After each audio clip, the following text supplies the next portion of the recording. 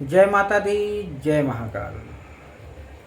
मैं राजगुरु जी महाविद्या आश्रम में आप सभी का स्वागत करता हूं।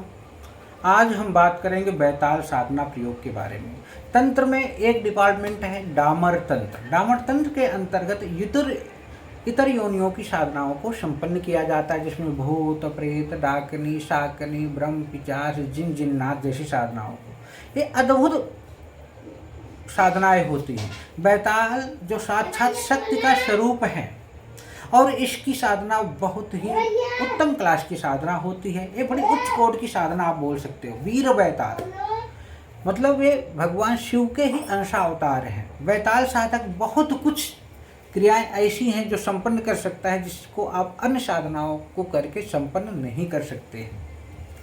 तो यह क्योंकि बैताल साधना करने के बाद साधक स्वयं ही शक्ति संपन्न हो जाता है। एक सौम्य साधना ये जो मैं आपको बताने जा रहा हूँ है। वैसे तो बैताल साधना कोई सौम्य नहीं होती, लेकिन जो मैं आपको बता रहा हूँ सौम्य है और बहुत से साधकों द्वारा संपन्न की गई साधना है।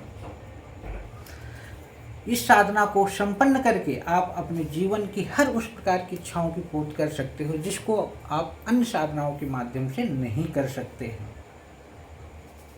लेकिन ये अन्य साधना की अपेक्षा काफ़ी सौम्य है। बैताल जो है 12 प्रकार के होते हैं। बैताल अलग अलग शक्ति विशेष रूप से पारंगत देव हैं और इन्हें सिद्ध करने का विधान भी साधक को अलग अलग ढंग से किया जाता है। जैसे अग्नि बैताल है, वीर बैताल है, अगिया बैताल है। तो यह बैताल साधना अद्भुत प्रयोग है, जिसको कोई भी साधक सरलता के साथ सिद्ध कर सकता है। जैसे अग्नि बैताल साधना है। अग्नि बैताल साधना सिद्ध करके साधक कहीं भी अग्नि प्रज्वलित कर सकता है, लगा सकता है और बुझा भी सकता है। उसी प्रकार की यह साधना करके साधक किसी का वशीकरण, स्तंभन, उच्चाटन, विदेशन, मारण जैसी क्रियाओं को संपन्न कर सकता है। इस साधना को करना कैसे है? मंगलवार कृष्ण पक्ष से इस साधना को शुरू करना है। रात 10 बजे के बाद नहा धोकर किसी एकांत स्थान पर काले कंबल पर दक्षिण दिशा की तरफ मुँह करके बैठ जाना है। सामने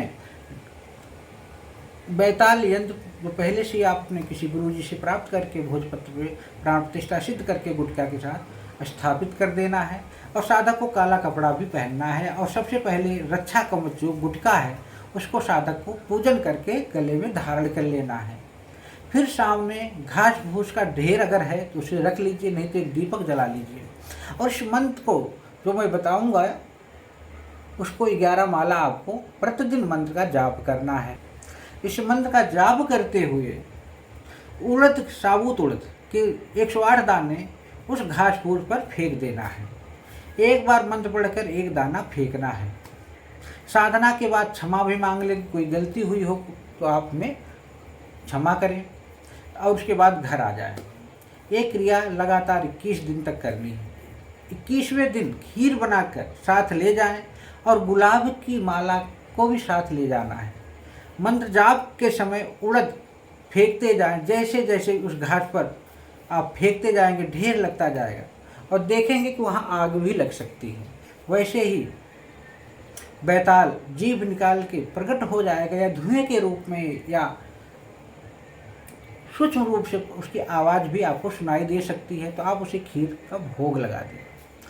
फिर जैसे ही वो बात करने लगे तो आपको गुलाब की माला अगर प्रत्यक्ष है तो पहना दो, नहीं है तो सामने अर्पित कर दो और उससे वचन ले लो कि जब भी मैं आपको बुलाऊंगा आपको आना पड़ेगा। जो भी कार्य मैं आपको सौंपूंगा उस कार्य को आपको संपन्न करना है और मेरे हर प्रकार के कार्य को आपको संपन्न करना है। साधना के बाद बैताल यंत्र को अपने पास रख लीजिए और जब भी आप बुलाएंगे वो आ जाएगा। कभी कभी ऐसी सिचुएशन नहीं बनती है, वो प्रत्यक्ष नहीं आता, अप्रत्यक्ष रह के साधक की मनोकामना की पूर्ति करता है। मंत्र मैं नहीं दे रहा हूँ क्योंकि लोग क्या करते हैं, बिना यंत्र, बिना माला, बिना सुरक्षा कवच के मंत्र का जाप चालू कर देते हैं, कोई न कोई घटनाएं घट जाती हैं। इस साधना को आप अपने घर पे भी कर सकते हो क्योंकि सुगम है, सरल है, आपको एकांत जगह की ज़रूरत भी नहीं है। तो आप चाहो तो अपने घर पे भी साधना को संपन्न कर सकते हो। मंत्र में जिसको करनी है मैं उसको दे दूँगा, लेकिन यहाँ नहीं दे रहा हूँ क्योंकि गलत ढंग से यूज करने से कभी कभी शक्तियाँ कुपित हो जाती हैं और साधक को दिक्कत खड़ी हो जाती है। तो इसी तरह आप लोग हमारे महाविद्या आश्रम चैनल को लाइक करें, शेयर करें, सब्सक्राइब करें कि कि आप तक हर नई प्रकार की साधनाएं सबसे पहले पहुंचती रहें। जय माता दी, जय महाकाल।